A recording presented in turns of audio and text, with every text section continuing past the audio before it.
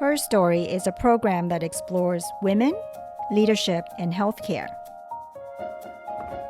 Well, I have been having so much fun playing guest host of the Her Story podcast, but I have to say that this conversation is one I have really been looking forward to because it is a virtual reunion with a friend and a fellow woman of impact for healthcare founder, Dr. Vinnie Arora. Hi, Vinnie. Hi, Cece. Thanks so much for having me on Her Story. I'm super thrilled to be here and reconnect with you.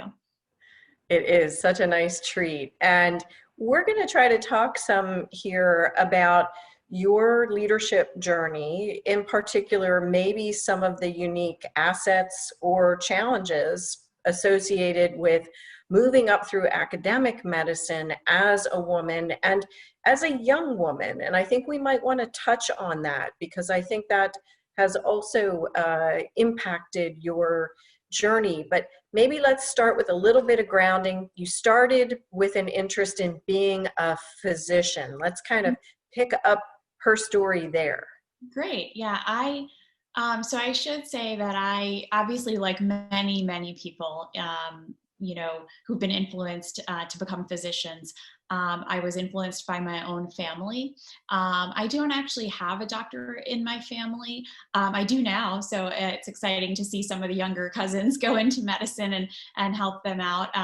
But I actually have a brother who has a chronic illness, so he has spina bifida. So growing up, in the 80s with a brother in a wheelchair at a public school. These are challenging times. And I was exposed really early in my life to what the other side of healthcare is like, being a patient. And my parents are immigrants, and the incredible complexities of healthcare, and trying to understand how to advocate for your child and your family member when you are, not originally from this country, don't look like everyone else, is challenging. And so I would say that that was a really formative experience for me in terms of wanting to figure out how to make the healthcare experience better for patients. And so I always use that as a grounding because no matter where we go or what we do, or whether we're at the front line of care or not, as a leader, you really do always need to keep the patient heart in mind. And so I always think about those experiences that grounded me and still led me to be what I'm doing today. And so you are at the University of Chicago and you've been there a good long while, correct? Yeah, it's funny. I remember growing up, my mom used to say, at one point she said, I've lived here in the US longer than I've lived in India. And I used to think about that. I'm like, it's like, that's a pretty big moment in someone's mind. And so I have now lived and worked at University of Chicago longer than I've lived anywhere else. And so I always think about that as well. So I trained here. I came here for residency training. One of the reasons I came here for residency training was I was interested in health policy and how to make an impact beyond just the doctor-patient relationship, but also learning those system skills. And so I was able to do that during residency and chief residency here. And so, really skill up and get that training that I felt was important to me. One challenge in remaining here, a place that I trained, is that, early on, my first leadership position was as a chief resident in internal medicine. And so that was exciting because I was leading our residents and sort of in between faculty and residents. And then I joined the faculty. But when you're a chief resident or a resident at a place that you train, no matter what your job role is, people are still going to be like, I remember you when you started as an intern. And, and that can be a little bit odd when you're in a meeting with a dean or the chair. So you do have to sometimes gently steer the conversation away, or, say, oh, that was a long time ago, great memory. And just to put in a little bit of perspective to highlight that you did not just finish training yesterday. But I do think that that's an asset, but can also be, it could also be, something that you need to overcome as a barrier. And so, I thought about that a lot. And so I would say the same reason that I can be so effective is because I trained here. I know the culture really well. I know a lot of people. And so some of the things that I know other women leaders who move around, talk about a lot is getting to know the culture and getting to know your allies. I know my allies, I know the culture. And so, but I have to overcome different things if that helps.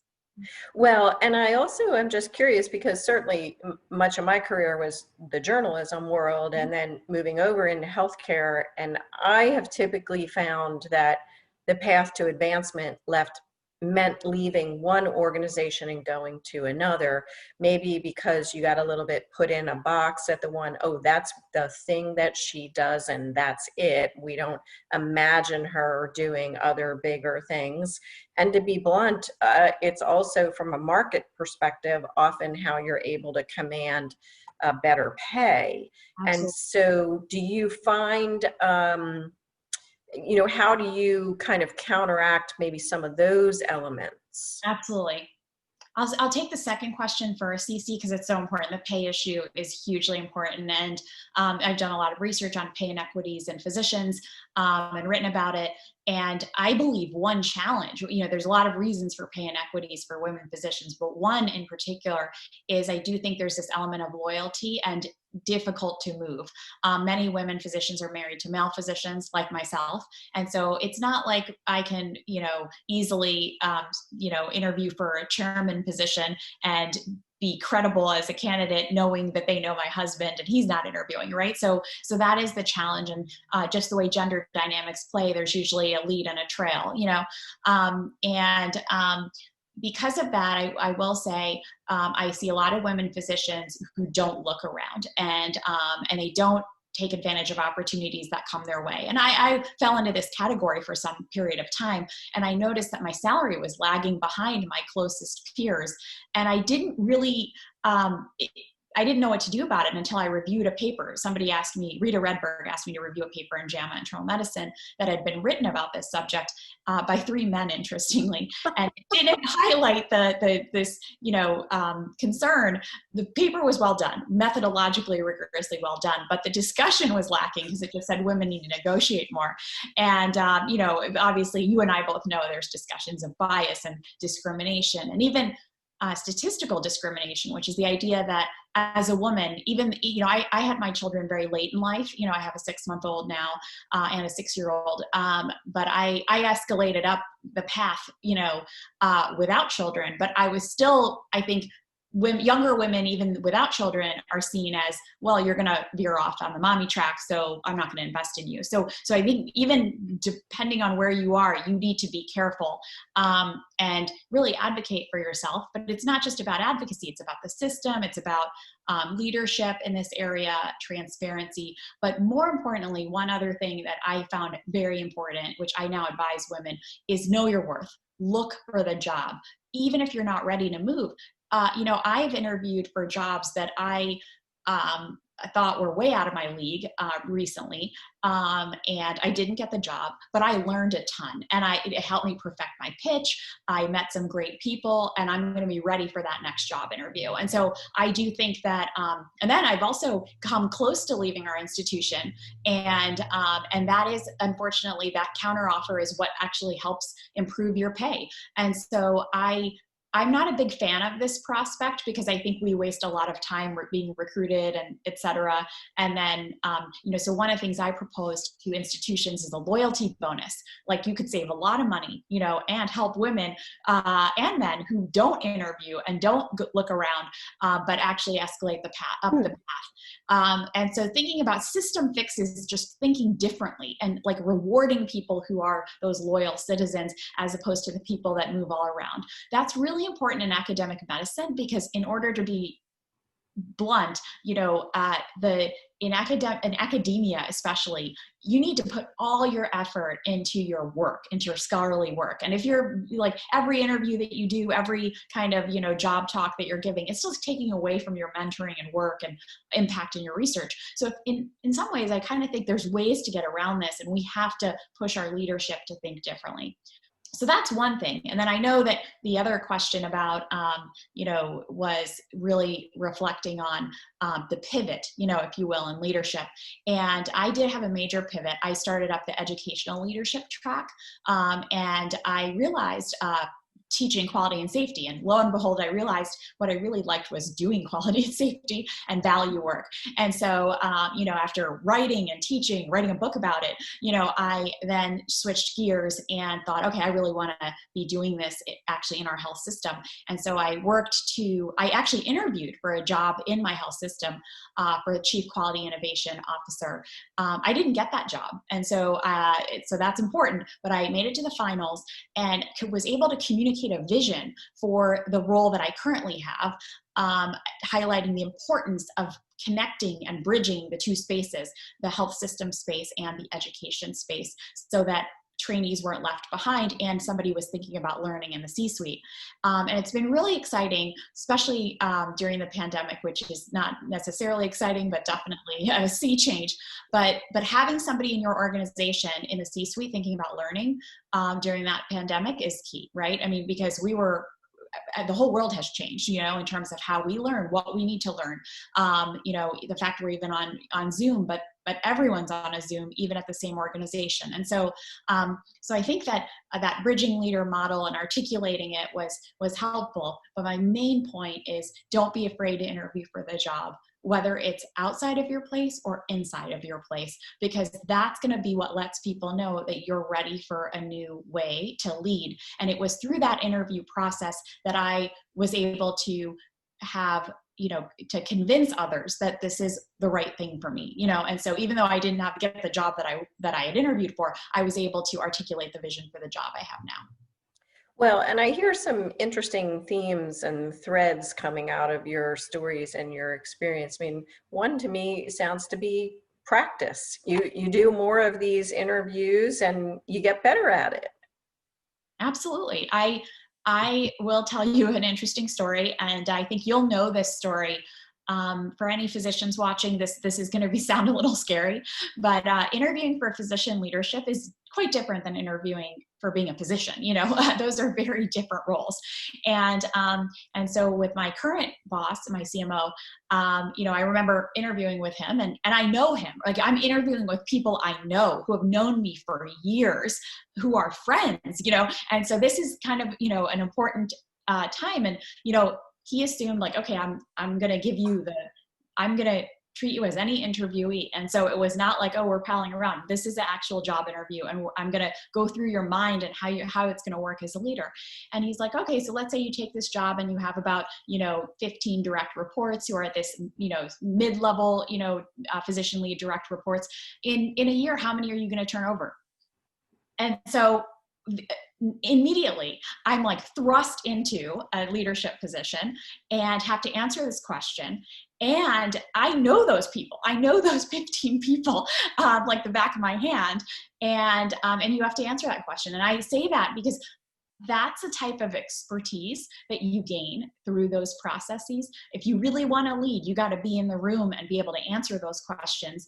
And so I basically gave a number and defended the number, and he was like, okay, that's about right. You're gonna, you'll probably recycle a third, and then how they do. And so, I didn't know the answer to that question. I don't know what he was thinking, but I'm highlighting this because as a physician who trained as a physician and not necessarily coming out of business school or something like that, this was more of an HR question, and I was not ready for that question. That was kind of coming at a different angle. And so I start thinking now about leadership questions in a very different way, if you will. And that brings to my mind a question that I think so many women leaders maybe have to confront themselves throughout their career. I think of it as sort of the toughness kind of angle, and just, is there some sort of a double standard? You're talking in that instance about probably having to fire or get some number of people to move on. That's kind of a tough thing to do. And so often when women execute on these sorts of decisions, you can be labeled a certain way.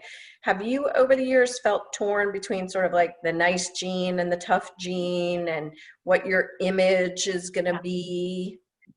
I do think a lot about, and I've written a little bit about the likability penalty that Sheryl Sandberg's written about, and others even before her.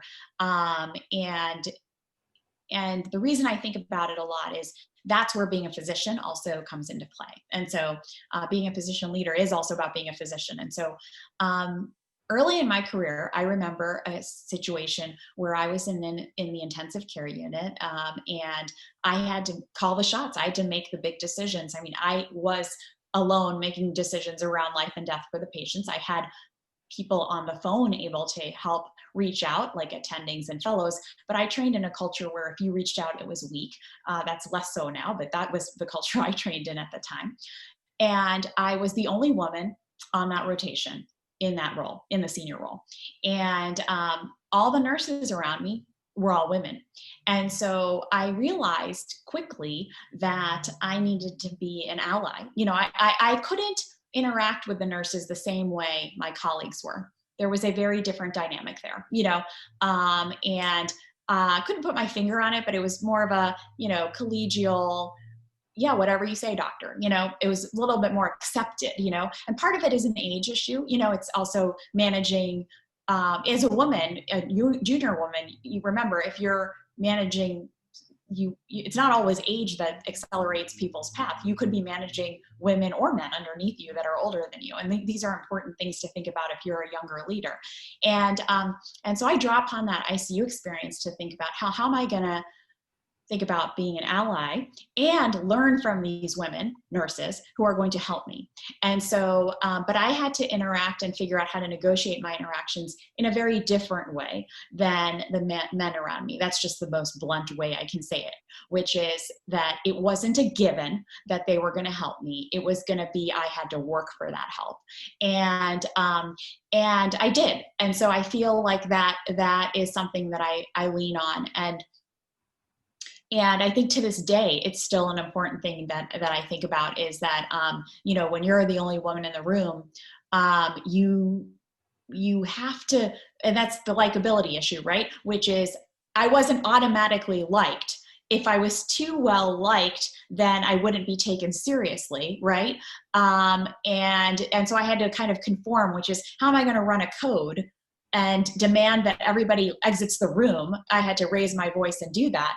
And people had to listen. And I know that, there were other women who were going into cardiology that people would be like, oh, they would joke like, oh, she's Dr. Code, because what they meant is she was going to come in and be a code leader for everything, And so I didn't want to be Dr. Code. I didn't want to be the overtake everything, but I wanted to exert myself as a leader, and highlight that I'm doing the best that I can for the team and the patient.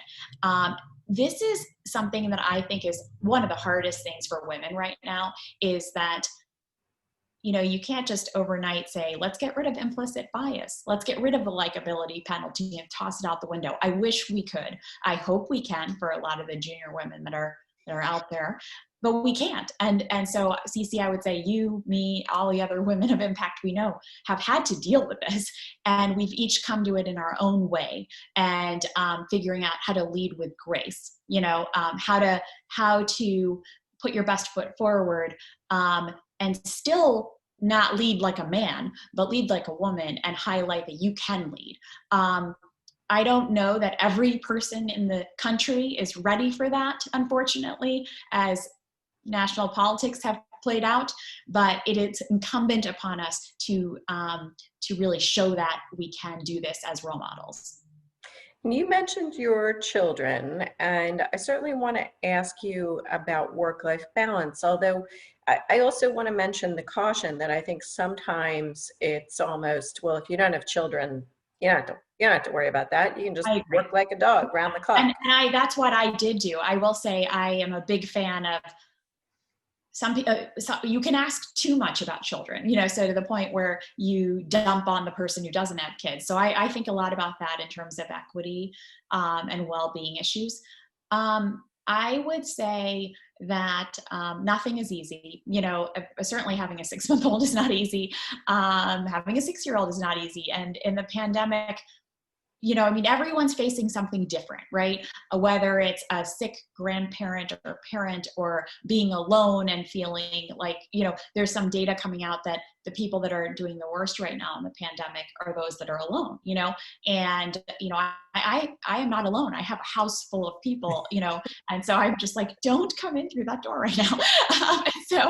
So to me, being alone is a luxury. So I would say it's about taking advantage of what's your comparative advantage.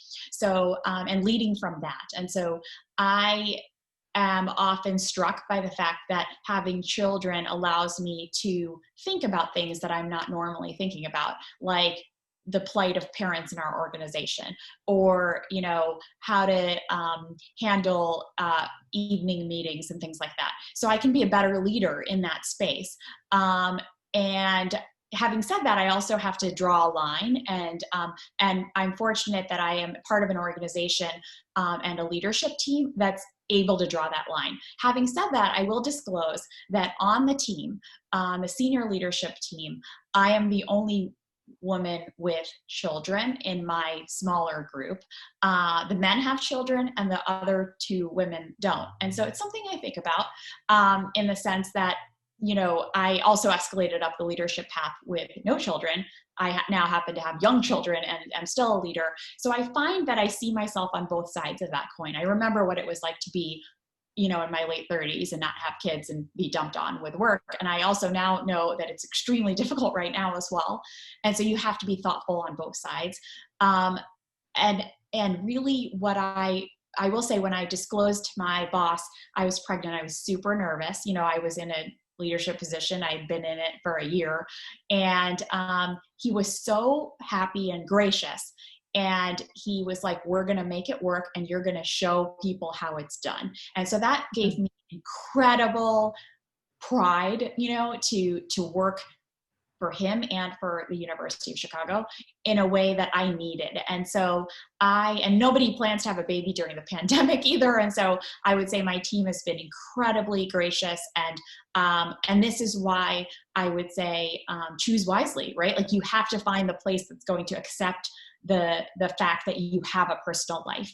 And for me, that has been finding this pod of people in senior leadership that do that. And I think our culture of our organization is like that, but I have to say we all have little silos. And so I'm not going to be, you know, ignorant. I know that this is probably different for other people, but I'm proud of the fact that my clinical senior leadership team in the CMO office is very supportive. And I would say every woman out there needs to find that pod of people who's going to support them like I am supported.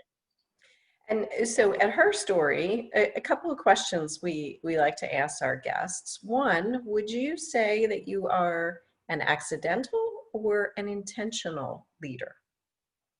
That's a great question. I would say that I am an accidental leader. And certainly I'm also an accidental advocate in the gender equity space, in the sense that it was really that paper that I spoke about that Rita Redberg from JAMA Internal Medicine emailed me that kind of got my blood curling to be like, this is a gender gap and it's written by men and it's not framed well. And so I'm going to go out there and start talking about this. And I wrote an editorial and it ended up in being featured in the New York Times. And so that's really what led me on this path.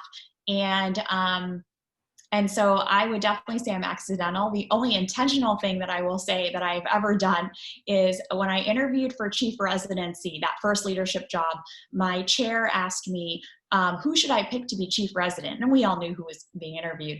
And I said, you should pick me. and I was apparently the only one that said that.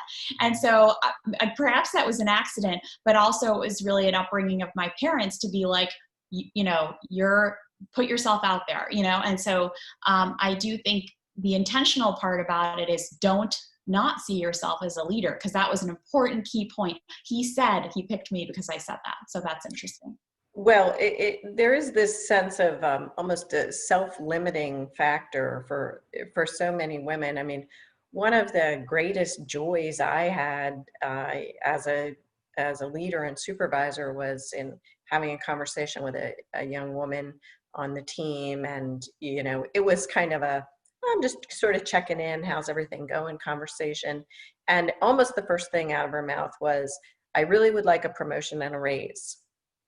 Mm. And at first I was sort of so startled because I had no idea that was, you know, the agenda for the conversation. Yeah. And then I immediately said, well, I got to congratulate you. Very few women do that. So you've just scored points for And just let's talk about saying it, so. right? Yeah, like you're like, Right. oh, that's the agenda for the meeting, you know? Yeah. And I think about that all the time. You know, when we go into meetings, we see people in the elevator, how are you doing? And a lot of women will launch into their, I'm great, kids are great, you know? And I'm like, yes, but how are you doing? Meaning, if I was in the elevator with you as a man, you would be telling me about the grant that you just got or some, you know, success, you know? So, you know, really put yourself out there and let people know what's happening to you that's good. I think that's important. Would you say that there's a particular characteristic you have that has been, you know, I might say kind of like your secret weapon or giving you that edge? Yeah, that's interesting. That's a really, I haven't thought about that, Cece. I would say, well, one possibility is that I have not been afraid. I mean, I have fear. Don't get me wrong. I have fear. I always have fear. But I have said some really bold things in my lifetime at a younger age. And I've gotten into some rooms with some very powerful people at a younger age, like women of impact. You know, I remember being the youngest person in the room being like, how did I get here? But, you know, when we were all starting, I'm like, okay, I'm on this cruise ship. Let's go. Maybe that's a bad analogy for the times, but I'm on this, I'm on the boat. We're going forward and I'm going to participate. And so I think that getting into the room where it happens is part of the battle. Staying in the room is the second piece. And so, especially when you're junior. And so I think that what I have been able to do is get in the room and stay in the room because I wasn't afraid to speak up. And, you know, I'll give you an example. I'm on the Joint Commission board, and that's a pretty powerful board, as you know. Was excited to have that opportunity. A woman of impact actually nominated me, so part of why we like our networks. I'm definitely one of the younger ones on the board, probably the youngest, and I do, whenever being the young one on the board and the new member on the board, I have, you know, taken my opportunity to speak up. And I take note when some of the senior men on the table, around the table, say, you know, that was a great point. Because I know I have scored some points on the chalkboard for the future when I need to go back and say something and make an appeal. And so but I had to overcome my fear of speaking up as a junior woman, younger leader. And so that's just a great example of, you know, you're kind of frozen in time and you're like, do I click the microphone to say something or is somebody else going to say it? Just press it, you know, just press it and get in there. And that is how you start being invited back into the room. Do you ever find yourself a little bit conflicted around, I'm here in an immediate circumstance, somebody said or done something that is not really respecting me or my experience or my contributions? Maybe I should call them out right now, or I'm thinking about a longer game that I'm playing, and so I'm just gonna be quiet for now and smile. I mean, do you ever find yourself sort of torn between those? All the time. I think that's an important, you know, part of, you know, academia is not an easy path. So actually, even I would say that this is lending myself on years of research experience in academia. I mean, it's can be pretty cutthroat, you know, and the quality of your ideas, you know, people are competitive at that junior level, you know, and thinking about what are you getting versus what am I getting?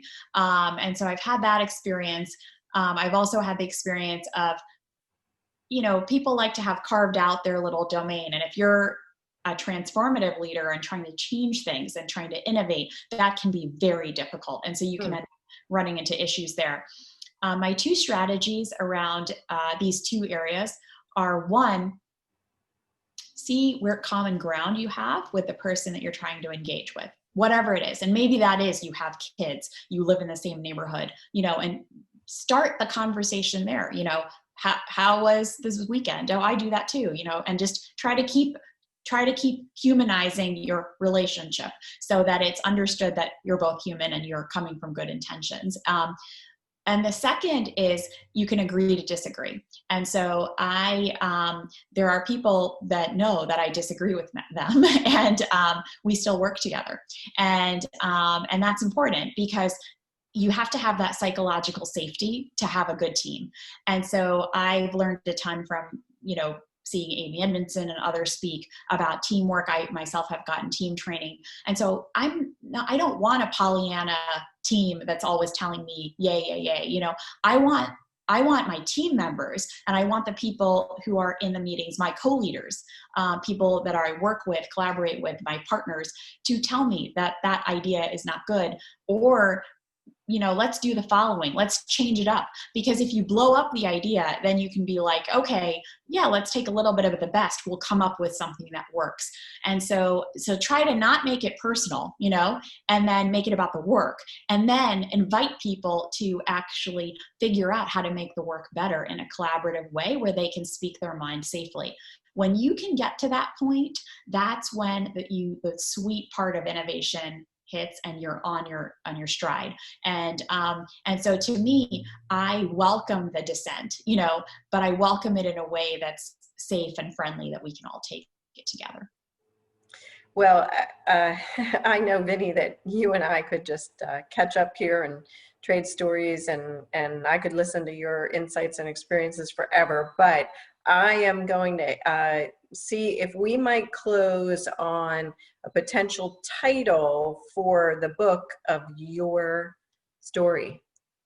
I'm going to tell you two things. One is that if you ask the people that work for me what the title of my book would be, they would tell you it's perfect is the enemy of the good. So that's my mantra to them, which is just get it done and let's see how it goes. And in the pandemic, I would say good enough is the enemy of anything, Yep. But my own personal thought around this is that, especially around leadership, I did a Curbsiders podcast, which is a popular physician podcast on women in medicine, tried to launch it for them. And, when you do a podcast, they excerpt little things from you, and you forgot what you said, like this, and then they excerpt a quote, and then that thing actually is what end up being people that people remember. And so the thing that I said that people remember was be bold. And I didn't think about it at the time. I was just chatting, and it, kind of got picked up on social media. Be bold. And I was like, okay, I think that's my theme. Be bold, I like it. I think that is the perfect note to conclude her story. Vinny, thank you for this delightful conversation. Thank you, Cece. It's always a pleasure.